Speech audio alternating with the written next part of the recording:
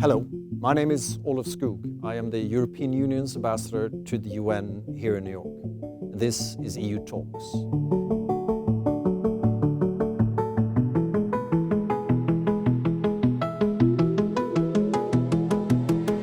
The goal of the UN is to improve the daily lives of citizens around the world. But the UN is a complicated place. In the EU Talks series, we will openly discuss the UN's work and how it delivers. Every month, EU Talks will engage with diplomats, UN officials, but also with experts, journalists, activists, creating what I hope will be a valuable space, especially for young people. Most people working in and around the UN represent a country or an organization. However, I believe that each of us also have a personal responsibility to find the solutions and to meet the expectations of people around the world. Along those lines, I will be asking some pretty hard questions to all of our guests. Welcome to EU Talks.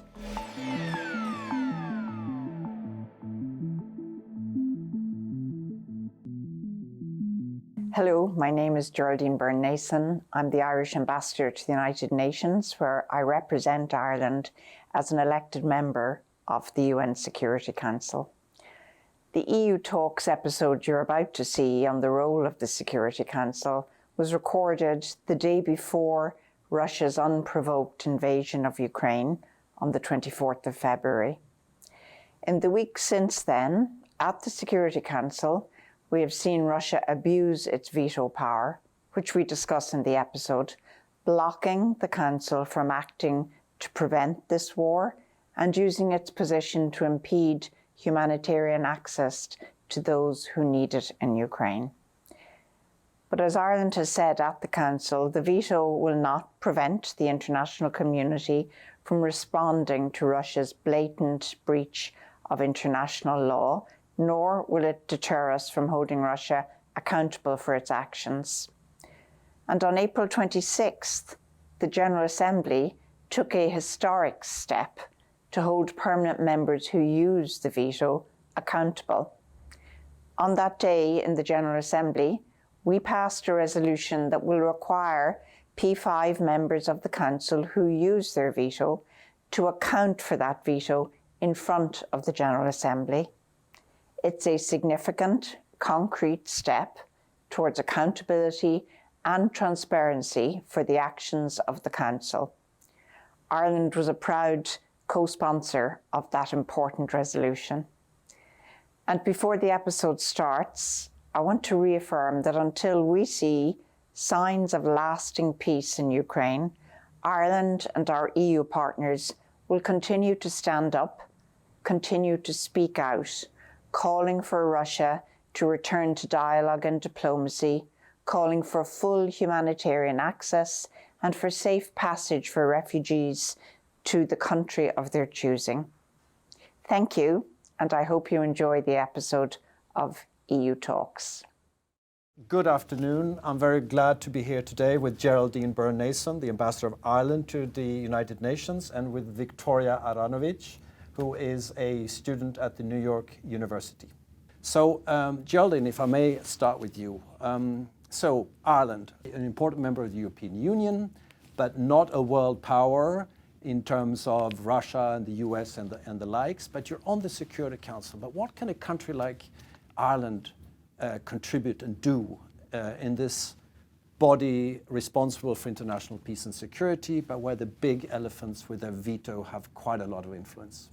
Well, yeah, Olaf, delighted to be with you. And certainly sometimes I do feel a small peripheral island, 5 million people sitting beside countries like India and China at that table. We're a small country, but we've never regarded our size as a limit on our scale of ambition, or I'll importantly say our capacity. So when we get a chance to sit at that table, we become that plucky little country that put their hand up to make a difference. And I think we're showing that we're getting there. It's our second year on the Council. We've already had some success, I would argue. If you look back just to last year, the first time ever that a country had a resolution on peacekeeping transitions, a really critical, tricky, at times a controversial time in a big UN task when peacekeeping forces leave a country and peace building begins. Ireland came in and thought, we're big peacekeepers, small country. Let's try and see how we can help address that. So we introduced for the first time ever a resolution on that, got 97 members of the G8 to sign up.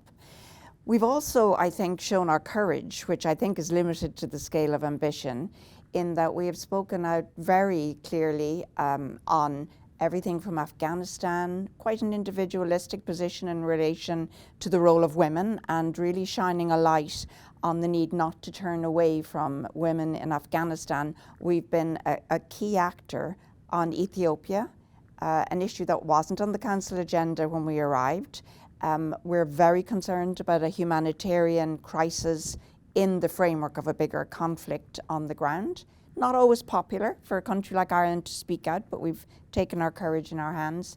And I think the last May, the role our minister played on Gaza, speaking out during a real crisis. So in other words, we make our presence felt, we speak up. But we're not alone, of course, as an elected member, nor as a small member, and we're a member of the elected 10. I would always say a group of 10 countries that actually have a mandate to be there because we've been elected by the members of the General Assembly.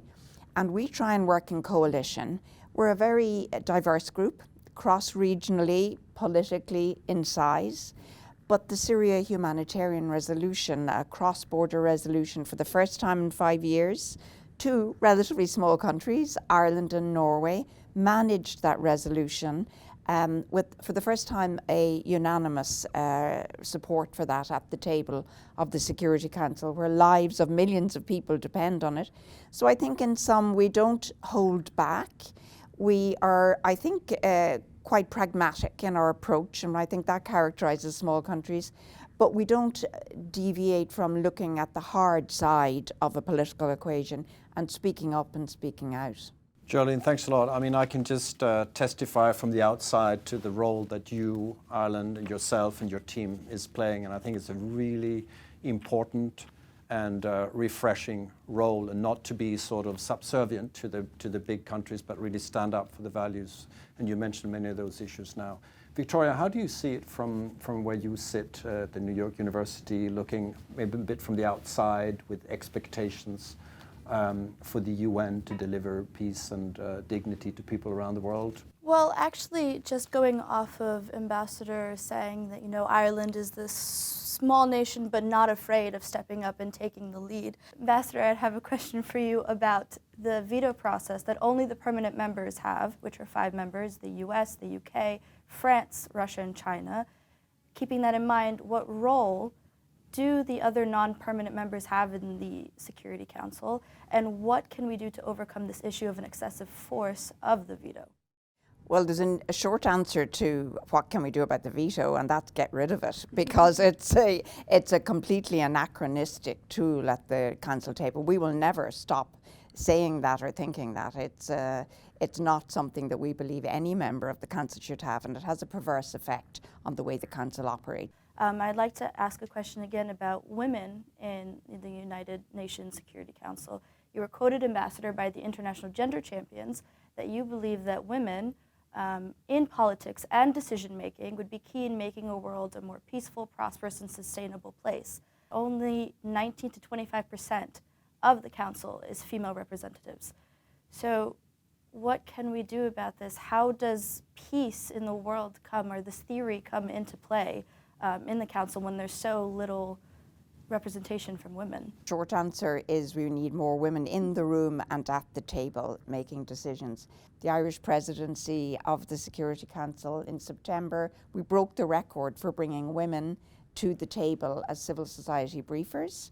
And then Ireland and Kenya and Mexico ensured that over our trio of presidencies, we brought, I think, half of all the civil society briefers and half of all the women who came to the Security Council in that role last year came during our presidencies. So, you know, I think the Council has a really important, it's the pointy end of what people see in the world that the UN does. And if they're not seeing women at that table, then they're not really understanding how critical women's role is in peace and security and development of that. There's no point in talking about it. It needs to happen. They need to be there. Also flagging the idea that youth is very important for the United Nations Security Council. And so a more general broad statement is, do you believe that as well? Do you believe that they have a place? And if they do have a place in the Security Council, what can they do, or what can their work do to boost the YPS, or the youth, peace and security portion of it? There are a couple of resolutions on youth, peace and security. There's an excellent youth representative, Jayatma, at the UN, but have we done enough? Absolutely not.